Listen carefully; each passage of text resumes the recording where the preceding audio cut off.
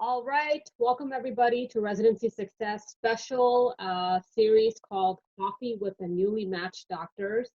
We have Dr. Lydia Robles, who I am so proud of. Congratulations for matching in the 2020 time frame. Lydia and I worked together a couple of times, and it was like a mutually exclusive agreement that we got along well, and she has so graciously offered to come here and give you her insight about her journey and match process. So tell us, Lydia, a little bit about yourself and where you're joining us from. Well, hi everyone, I'm Lydia. I'm from Mexico. I graduated from Mexico in a university in Guadalajara. I graduated in 2016, and that was about the time that I decided that I wanted to pursue the USMLE route. So I started first to just review a couple of topics, books, and things like that. I wasn't really informed when I started the whole journey. So little by little, I had to do this on my own. And then I posteriorly started really working hard for it in 2017. That's when I took my step one and the rest of my steps. So yeah, I'm from Mexico. I'm currently in Mexico. I just got back recently from doing interviews and stuff. I got back, I think it was like February, and so now I just found out I matched in March. So it's just been a whole different process. So yeah, basically that's my journey in a Right. short. Thank you for sharing that. I know you said something about not having the proper sort of guidance and even resources when you were going through medical school. Um, why did you decide to pursue residency here in the US while you were in med school, or did you decide about pursuing it later when you did like rotations here? What was the reason that you wanted to come to the US? Well, basically, I sort of knew that there was a possibility during medical school, but I didn't have a lot of information. And it wasn't until after I graduated that I sort of went more into detail to see like, hey, is this actually possible or not?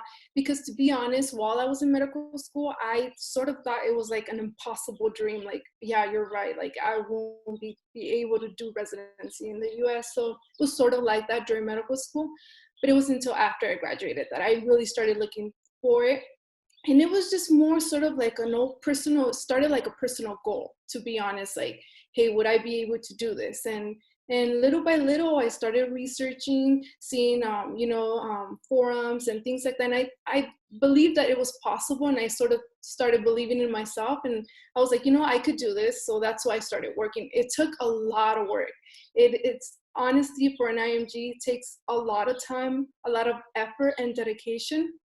And it's just like an honest opinion, like anybody that decides to go through with this, like just know ahead of time that it's going to be a long process and that you have to be dedicated throughout. But once you receive that email in March 20, honestly, I cannot tell you, like everything was worth it. Like, so yeah, that was basically my journey. It was after medical school that I decided to go through with this.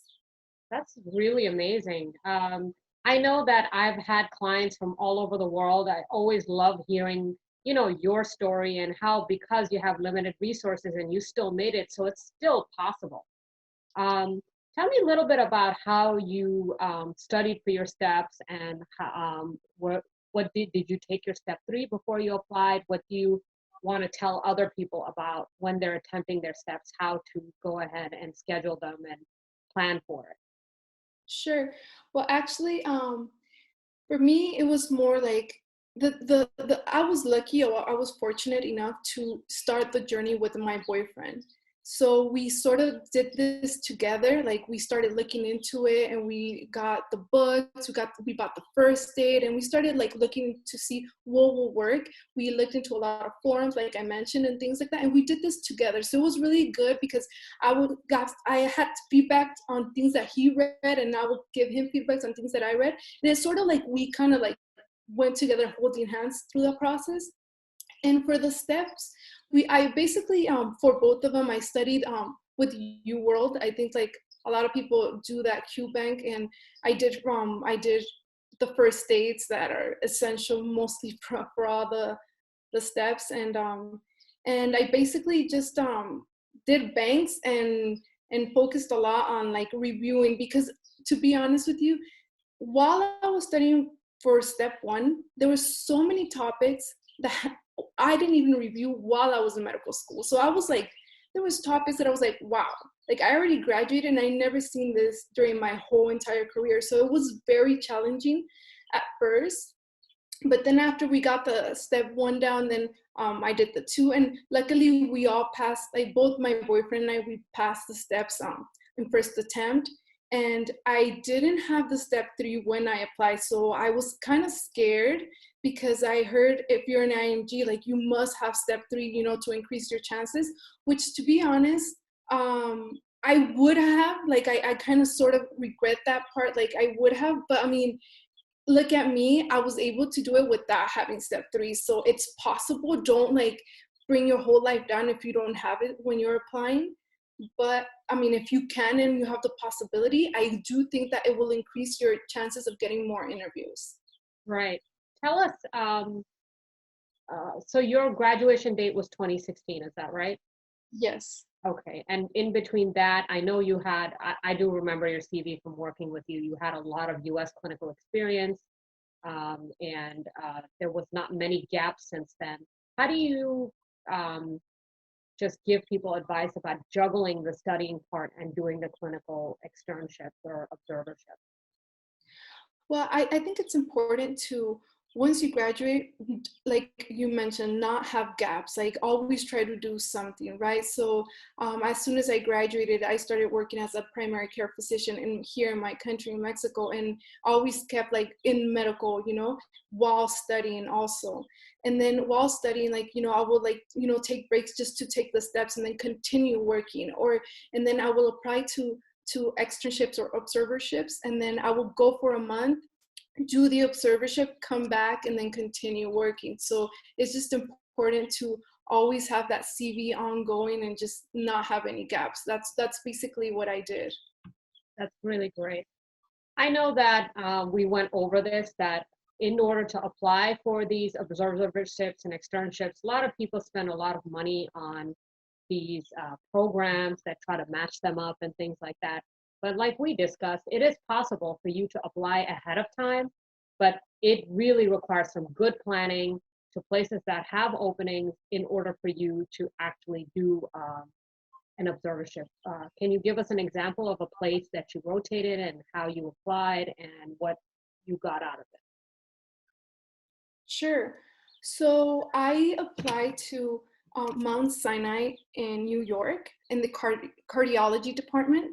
And yes, like you mentioned, I did have to apply many months ahead just to plan and be able to have the positive response and be accepted, because they do only accept 4 applicants per month. So, I mean, it is quite a while to wait to get accepted. So I did that, and I actually rotated in the cardiology department, like I mentioned, and it was really incredible because I was able to just have this whole different aspect. That was actually my first rotation, and I had this whole like new aspect of U.S. Healthcare, right? And I was able to rotate through many different parts of cardiology, cath lab. I was able to go on rounds in the morning, in the afternoon, go to conferences, IM conferences, things like that that I hadn't experienced before. So to be in such a like high top hospital was really fascinating for me.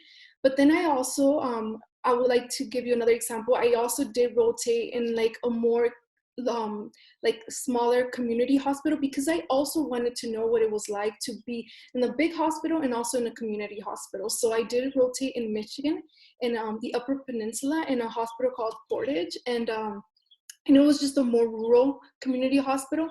And honestly, I was just as fascinating just to have the different aspect of the community hospital. So I'm just to let you guys know, both of these observerships were actually free. I did have to apply ahead of time, but there's many that are free. You just have to apply many months ahead. So don't think that you have to pay thousands of dollars for this. If you just plan ahead, look into this, you can get many that are free.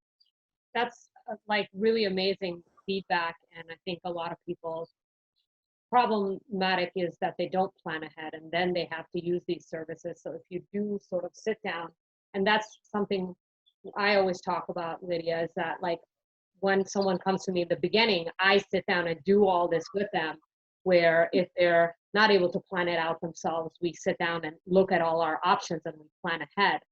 And you came to me like pretty much after you got your interviews. So did you have like basically what else did you feel like were strengthening your applications? Did you do research, any like online activities, social media, any special extracurricular activities? Do you think that made you a better candidate? Well, look, a lot of people do think that research is essential, and but I didn't have research. So just out there for all those that don't have research are not breaking their heads thinking like I'm not gonna match because I don't have research. I didn't have research, so it's possible. You just have to.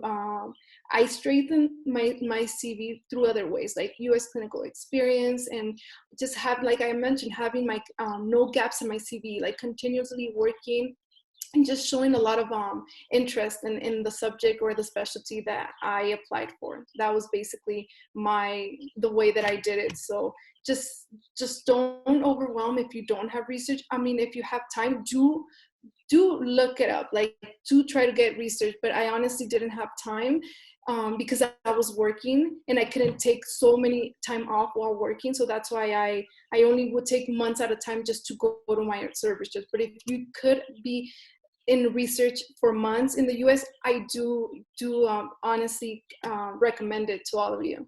Right. And I think that was something we tackled when we were working together because you were concerned about it.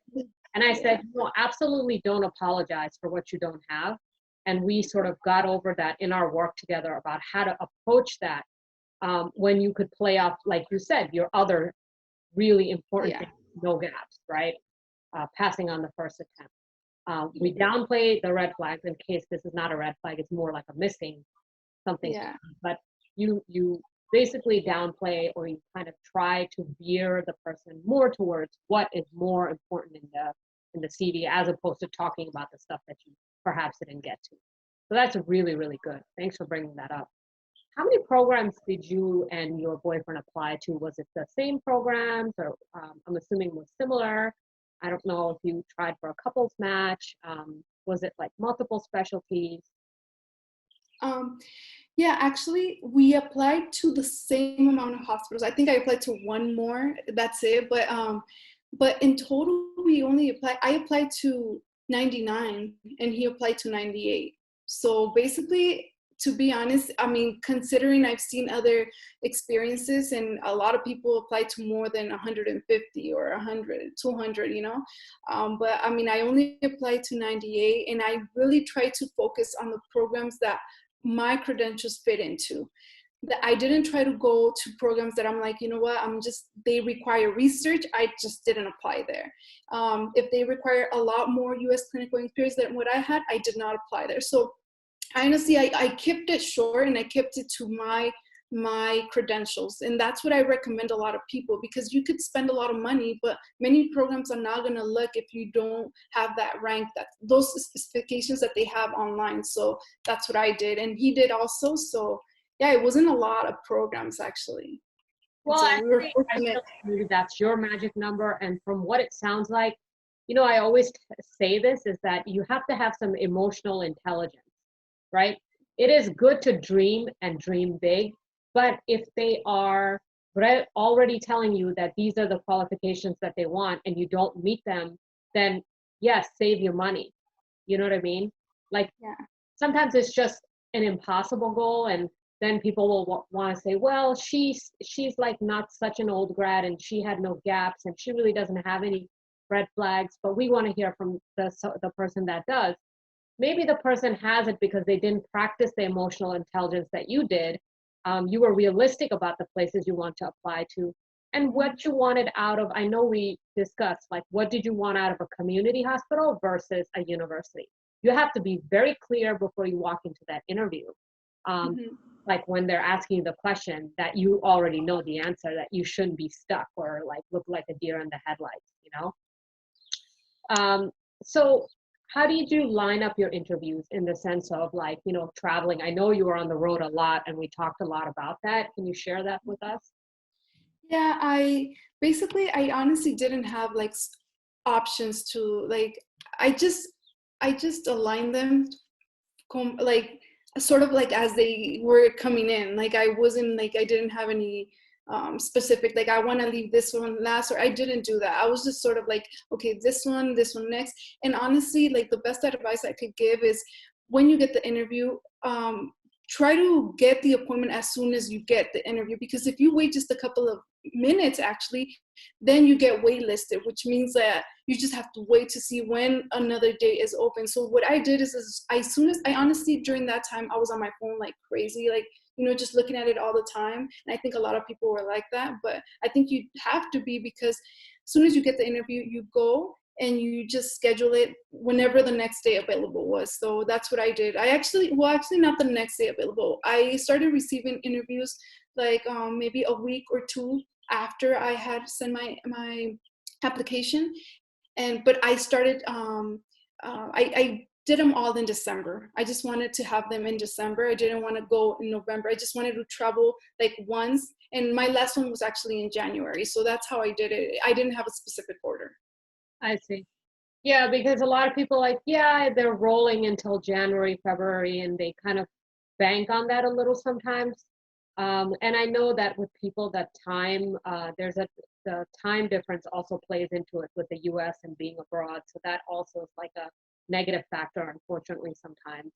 Either you stay up all night, like during these times, or you just take what you get when you wake up, I guess, you know?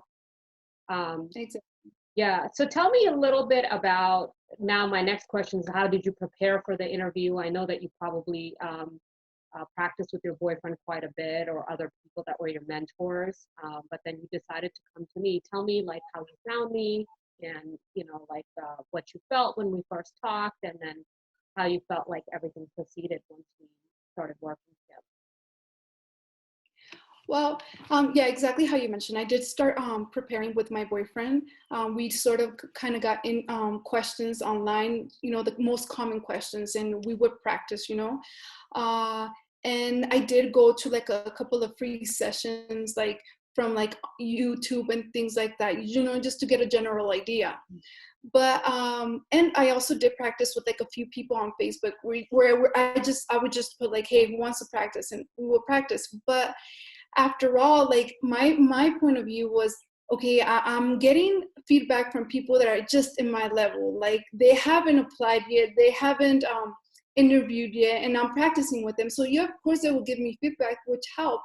But there was a time when I was like, I need like a professional, like I want someone that has been through this, that knows what they're doing or what has to be done in order to succeed. So that's when I was scrolling through Facebook and I found Residency Success, and I was just really intrigued about like the information explication that you set out in like the post. And I actually was able to join one of your free sessions once. It was a Facebook Live that you did, and I actually joined, and I really enjoyed that Facebook Live. So that's when I decided, like, hey, you know what? I'm just gonna contact this program. At first, I didn't know you exactly, so I was like, I'm gonna contact this program and see what they can do for me.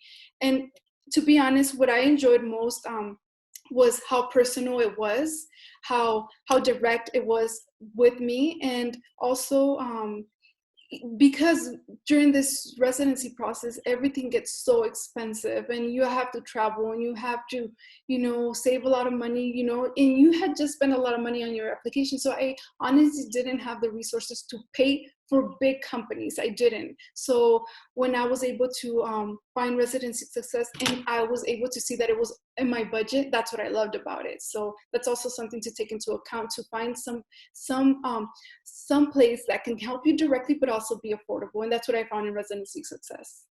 Oh, thank you. That I really appreciate that. And really, you kind of just took the words right out of my mouth, because I really started this because I was in your shoes, right? I'm not just some person launching a business for a reason that is not like close to my heart. I've been there, I've spent the money, and I've traveled everywhere, and I've been kind of like, oh my God, like, you know, my credit card bill is due. I just like have enough to just cover whatever I'm, you know, doing this month. And, you know, but I still have to obviously charge for my time, because I do have to like prepare. and I like memorize all your stuff before I meet you, and I do quite a bit of like psychoanalysis on your personality so that I can make sure your answers make sense, right? Because to me, Lydia, you're a charming, wonderful, very, very smart young doctor, and I wanted to make sure I did right by you, you know? So, and I think we together identified some of the things, like I think you had significant anxiety about some of your answers, and we were hoping that like we could overcome them. And I think you did, because like, look at you, you've matched now. So where are you going? Tell us all. Yeah, I actually matched in Chicago Okay. at Loyola McNeil.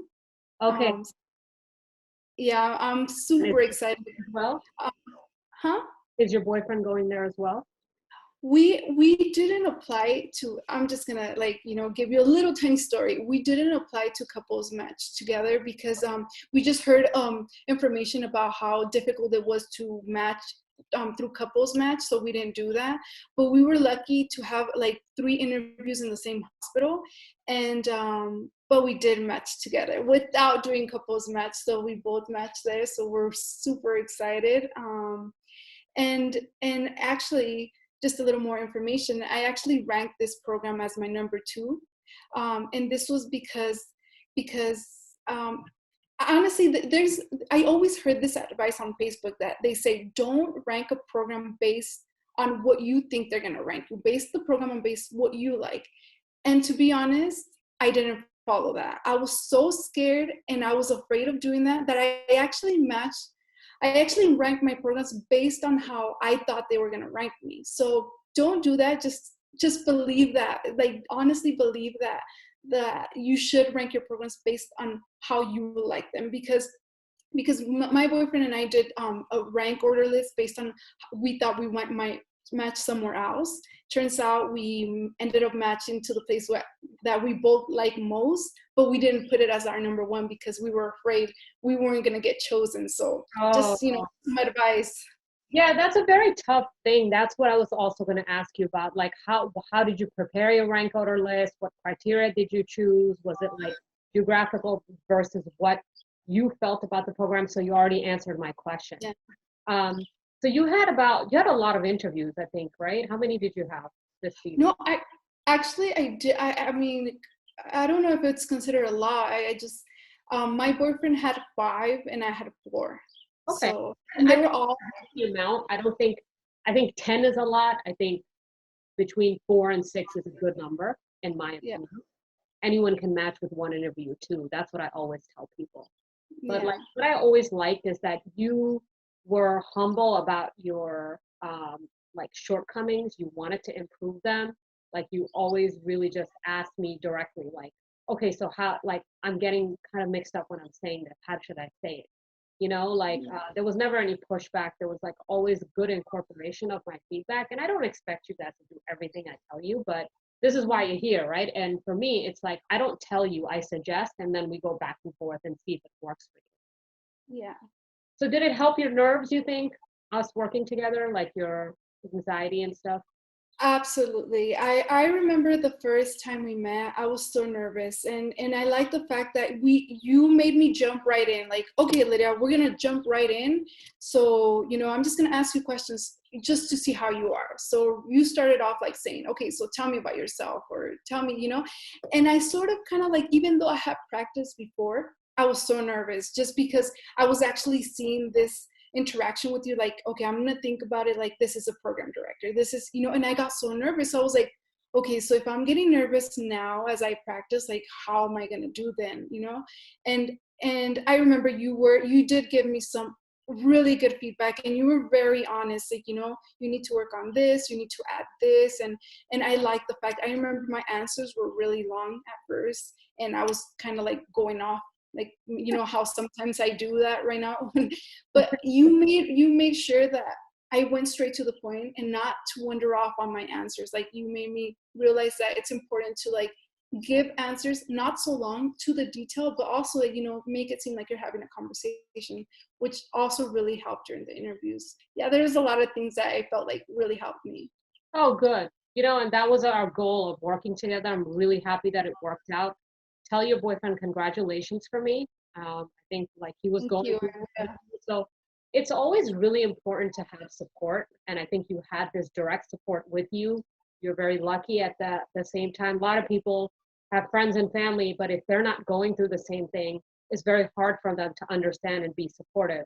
This is also why certain people, when they come to me, they feel very comfortable because like I've been through it and I can offer some type of support, even if it's more in a professional fashion than like an emotional, fashion. But you would be surprised. It's a mixture of everything, right? It's the emotional, it's the like supportive, like just words, just empathetic, like understanding what you've been through. That is really what I provide. Um, I know that we talked about where you're going. So you're going to be moving to Chicago. Are you ready for the winters? Yes, I am. I'm ready for everything that has to come my way. I've been preparing this for so long that I'm like, oh, weather, whatever comes, I'm ready. Great. So this is internal medicine? Yeah, internal medicine. Well, we right now we're in the middle of a international pandemic. As you know, I am very worried about all you young, bright doctors that are going to be starting in July 1st. I think by then, hospitals will be better equipped, hopefully, with the protective gear that they need to make sure that you guys are not in harm's way. But, you'll all be in my thoughts and prayers. Make sure you take proper precautions when you start because it's not something that's going to go away by then. It's, if anything, you'll have a peak and then like possibly the dwindling down if we have flattened the curve by then, hopefully. But yeah, I'll be worried and thinking about you. But the good thing is we are a community, so there's always a reach back. And I think I know you had some questions, and you're always a very, very, I find you to be a very intelligent person in terms of thinking ahead. So you also asked if you can ask me some questions about intern year and when you start, so there might be the perfect segue if you did have any questions. First, I just want to say thank you for keeping all of us, in your thoughts and prayers while when we start this difficult, challenge in this pandemic. So thank you. Yeah, I actually did want to ask you some questions, just like from your point of view and your experience. How did you prepare for those first months of internship, and what is it, or can you give me like a specific tips that you did that will help any intern? That's a great question. And I never asked this question to anybody when I first started, or maybe the people I asked were just not good people to ask because I never got any good advice. I started losing a lot of sleep. Like I had insomnia like all of June. I didn't sleep because I was like, I had imposter syndrome. Like I'm not gonna know anything. Mm-hmm. I'm gonna be like the worst resident. And you start like thinking, you start like, having these ideas about yourself, and everyone's will be at a different level, right? Because people are coming from all over the world and their knowledge is different. Some people have better clinical knowledge than you. Some people are book smart. Some people are better like bedside manner. So one thing that I would do is just start really honing your physical exam skills. Watch videos like you were working. I'm not sure if you are now. Practice like good physical exam and um, like signs and symptoms that you're supposed to see, like basic workup, right? Because as an intern, you'll be expected to know basic workup. And anytime and also when you first start, it's going to be like overwhelming, depending on what rotation you get put on. Always be mindful that you should take breaks. Like you should go do something fun once a week or twice a week because you can just end up working and studying all the time. So manage your mental health as well. There also can be quite a bit of like politics in hospitals, so try to stay out of them as much as possible. Nobody told me this because we are like social beings. We try to like stick with people who are like us. Mm-hmm. But hopefully you'll be in a good program and you won't have to really worry about that. There are a lot of programs that can be malignant. There are programs that can be very supportive, but you always end up finding your people, even if it's not within your department. It's a huge hospital. You're going to have other residents there. And, from I'm not going to lie if I'm saying that you won't be overwhelmed, but try to learn people's names when you first start, like the people in the department, like that personal touch really matters. You know, people in the department, the nurses you work with, um, try to chip in as much as you can, but also be mindful of the fact that, like, you know, there are duty hour restrictions and things like that. Don't go over it so that the program doesn't get cited. And, you know, you're there to learn. Sometimes we don't speak up when we don't ask because we're like, oh my gosh, we're going to look stupid in front of people.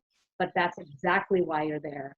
If you do not ask your intern year and you go into PGY 2 year and you're asking those questions, then you're going to be behind on your milestone.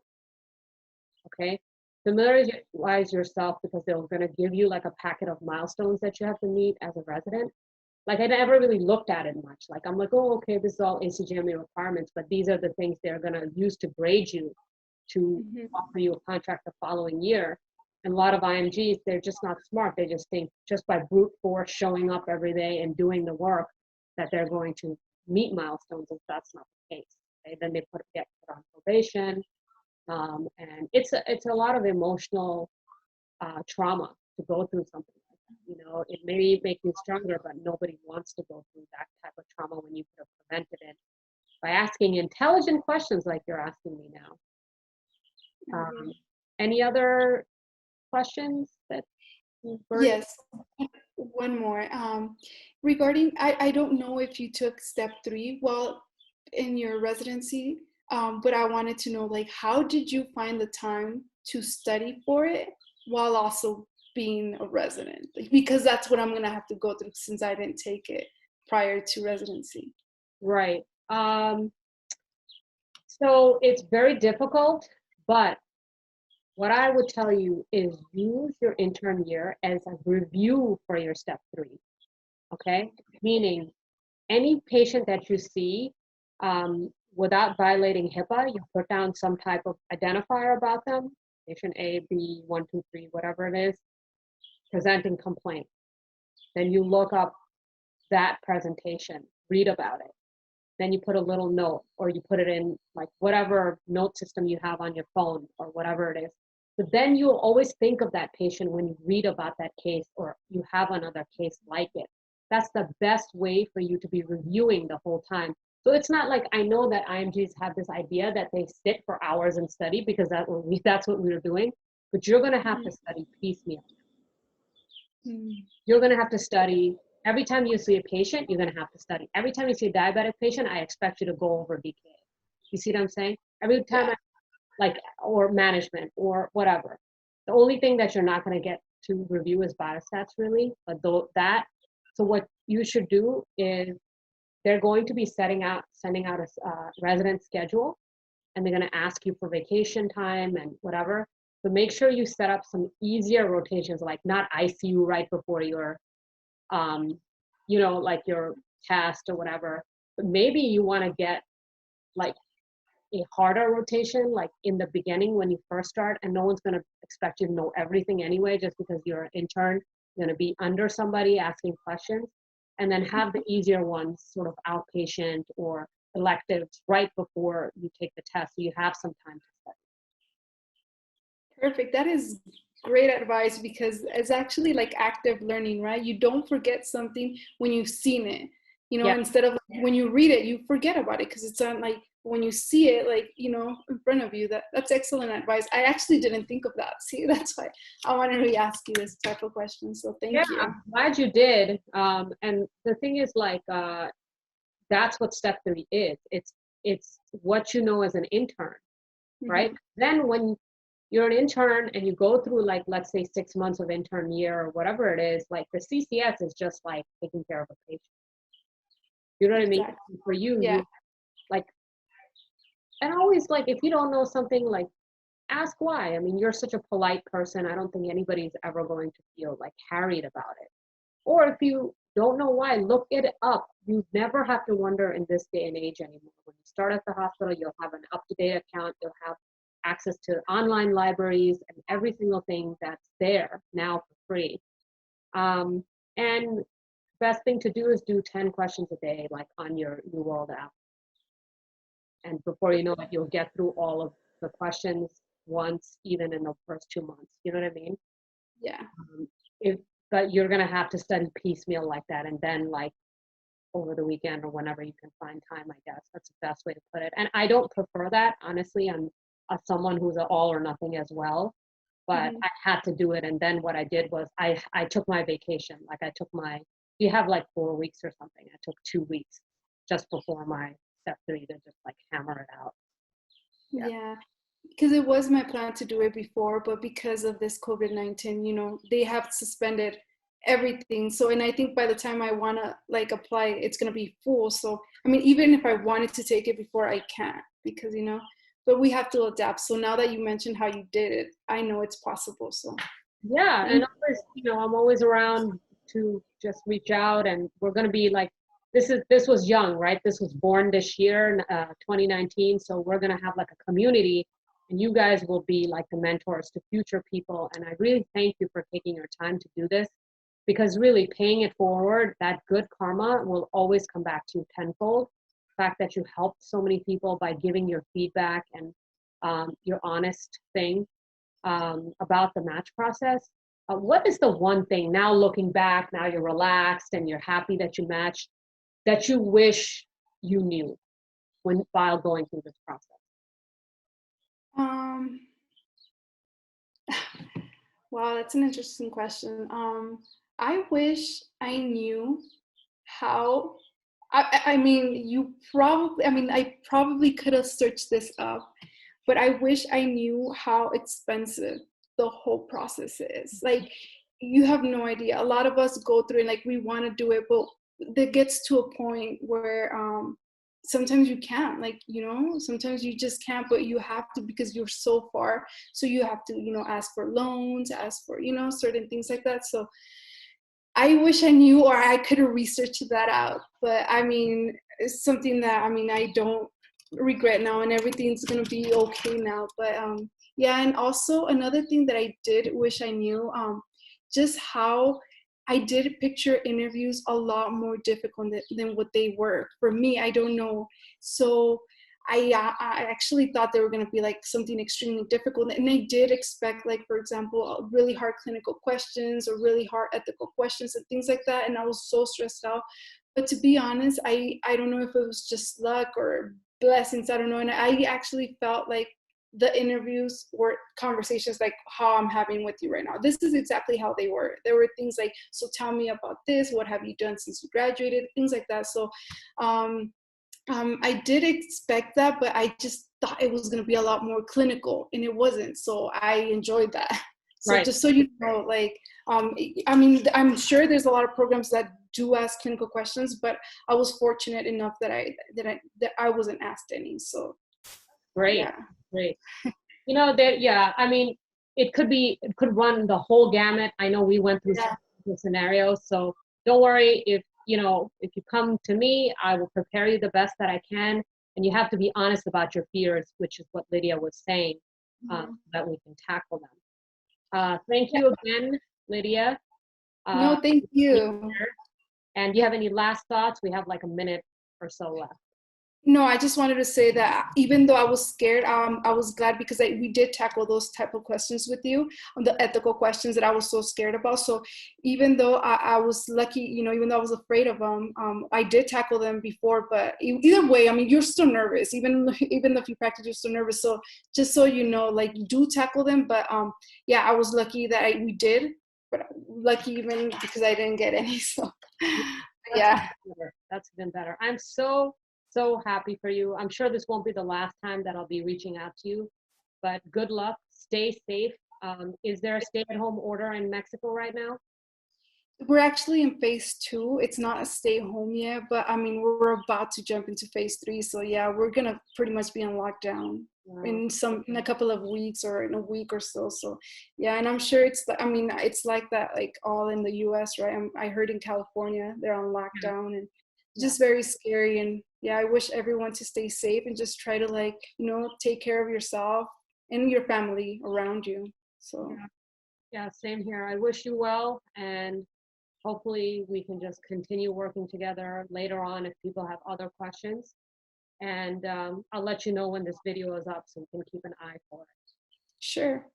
And thank you all. I hope you guys have the best guidance throughout your residency match. Oh, thanks so much, Lydia. Have a good day. Talk to You too. Bye-bye. Bye.